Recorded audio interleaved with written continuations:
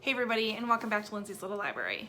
So I'm here today with another recommendations video, and this time I'm talking about books that are told from multiple perspectives. So you have multiple characters giving you their side of the story or their piece of the puzzle as you go through and try to figure out what's going on in the overall story. A big variety, I guess, I have here, from just contemporary to historical to psychological to fantasy. I find it all over the place with these types of books. So let's get started. First one I have for you is The Huntress by Kate Quinn. Loved this book, 5 stars, absolutely love this book. So this follows 3 main perspectives. So we have Nina, who during World War II, she was part of what are called the Night Witches. They were an all-female night bomber regiment out of Great Britain, I believe. And then we have Ian, who is a British war correspondent and who is working in the Nuremberg trials. So he's trying to hunt down Nazis and bring them to trial. And then we have a 17-year-old Jordan who lives in Boston in the United States with her dad, who is a widower. And she's trying to get to know her new stepmom, who kind of came out of nowhere and she doesn't know much about her. And all of this story wraps around this huntress who was a notorious Nazi sympathizing killer during World War II. So it's amazing. It's awesome. I love it. It's 5 stars. Pick up this book. Next one I have for you is The Weight of Silence by Heather Gutenkopf. I read this a while ago and it still sticks with me. This has a number of different perspectives in it, but the main one we have here is Callie Clark. She suffers from selective mutism, so she really doesn't talk much at all, and if she does, it's to very specific people. And you also hear from her mother, Antonia, who's trying to do the best she can within the confines of a marriage that's mostly abusive and dealing with having a daughter that is has selective mutism. And then we have Petra, who's Kelly's best friend, who Kelly does talk to Petra sometimes. So you have these multiple perspectives, and basically what happens is Kelly goes missing one night and nobody can find her. Yeah, it's good. Next one I have for you is another historical fiction. We have Lilac Girls by Martha Hall Kelly. This follows 3 different perspectives, all during World War II.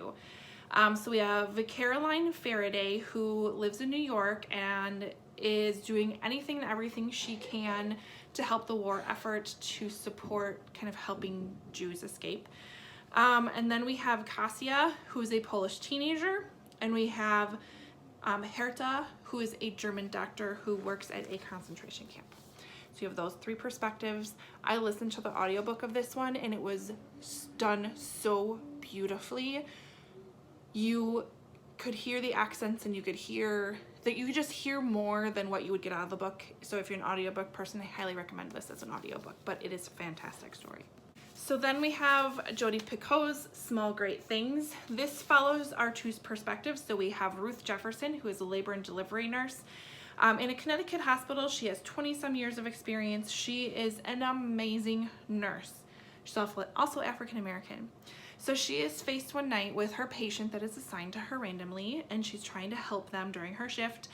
But the parents are white supremacists. So they basically say she is not allowed to touch her baby. And basically she's put in a position where the baby is suffering and it's just her. So does she touch the baby and potentially help it? Or does she follow the directions and let it suffer? Try to get help? She's put in a really weird position. But because of her decision of what she does, she's charged with a very serious crime. And so then you have the perspective of Kennedy. She's a public defender that takes the case, and it goes from there. This makes you think. This makes you think big time. It's awesome.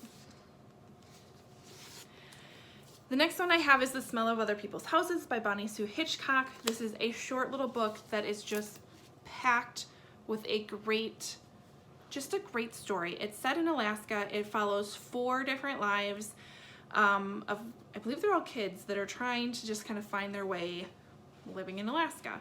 So we have Ruth, Dora, Alice, and Hank. I'm not going to tell you much more because it's so little, I would give stuff away. The next book I have for you is This Is Where It Ends by Marik Ninjka. I always mess it up, I'm sorry. I love this cover, by the way. This is about a school shooting, and you follow the perspective of, I think, four different people. This takes all of 54 minutes from start to finish, and that's how the book is told, minute by minute. So you have, each chapter has like the time that it was, so this is 10:25 to 10:27. So you have Claire, Thomas, Sylve, and Autumn that you follow their perspectives of. And it is amazing. It is an amazing book. All of these books are amazing. I highly recommend them all.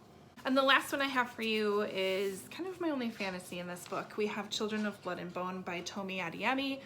The second one just came out. I'm so excited to get to it. I've got to get to it. So this follows our two main characters. We have Zele and we have Inan. So Zele remembers when magic was still part of their world. And look at this beautiful map on the inside. I'm just saying, this whole book is gorgeous. She remembers when magic was still part of their world, but it's kind of been, it's gone now. And then we have, what's our other character? Inan, I think is our other character's name, and he is part of the royal family. Basically what happens is Zele figures out that magic is not gone and kind of goes on this quest to find it and find where it went or find the source of it, and Inan is trying to stop her. And it's awesome. It is awesome. You will get lost in this book for sure.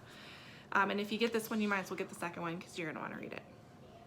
So those are my recommendations for books told by multiple perspectives, which I really enjoy when you get those multiple perspectives and you kind of hear different sides of different stories. I feel like you just add something to it, and I love it. So if you've read any of these and you want to chat about them below, or if you have other recommendations for me of books told by multiple perspectives, I would love to hear it. So comment below, like or subscribe, and I'll see you next time. Bye.